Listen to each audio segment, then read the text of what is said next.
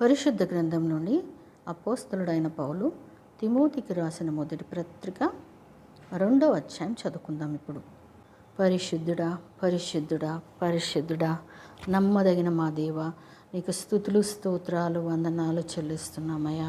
తండ్రి, ఇదిగో తండ్రి, నీ వాక్యం చదువుచుండగా వినుచున్న వారందరినీ కూడా జ్ఞాపకం చేసుకొని మమ్మల్ని ప్రభువా నీలో భద్రంగా నడిపించుకోమని యేసయ్య పరిశుద్ధ నామం అడిగి వేడుకుంటున్నాను మా తండ్రి, ఆమేన్.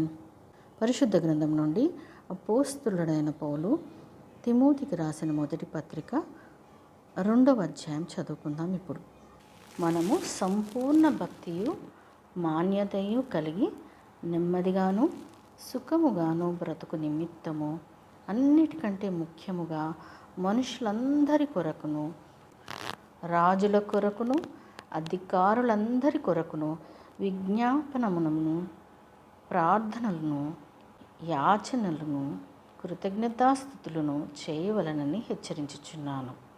ఇది మంచిదియు మన రక్షకుడగు దేవుని దృష్టికి అనుకూలమైనదియు అయి ఉన్నది.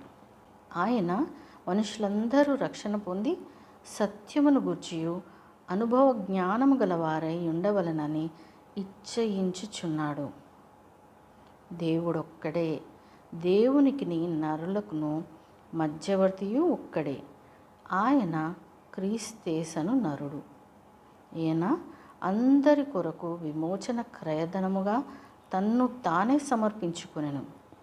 దీన్ని గూర్చిన సాక్ష్యము యుక్త కాలములయందు ఇయ్యబడును. ఈ సాక్ష్యమిచ్చుటకై నేను ప్రకటించువాడను గాను, అపోస్తలుడను గాను, విశ్వాస సత్యముల విషయంలో అన్యజనులకు బోధకుడను గాను నియమింపబడితిని.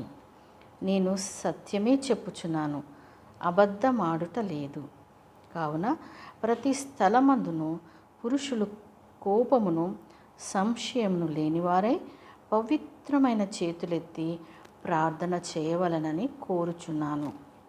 మరియు స్త్రీలను అనుకోయు స్వస్థబుద్ధియు గలవారై ఉండి తగు మాత్రపు వస్త్రముల చేతనే గాని జడలతోనైనను, బంగారముతోనైనను, ముత్యములతోనైనను, మిగుల వెలగల వస్త్రములతోనైనను అలంకరించుకొనక దైవభక్తి గలవారమని చెప్పుకొను స్త్రీలకు తగినట్టుగా సత్క్రియల చేత తమ్మును తాము అలంకరించుకొనవలెను.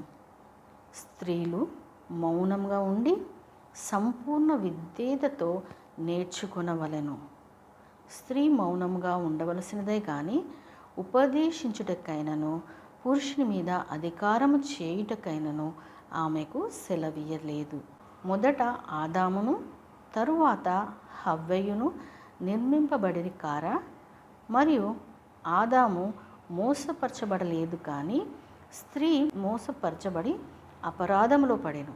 అయినను వారు స్వస్థ బుద్ధి కలిగి విశ్వాస, ప్రేమ, పరిశుద్ధతల యందు నిలకడగా ఉండిన ఎడల శిశు ప్రసూతి ద్వారా ఆమె రక్షింపబడును. దేవుడు తన పరిశుద్ధ వాక్యంను మనందరి హృదయంలో ఫలింపచేయును గాక. ఆమేన్.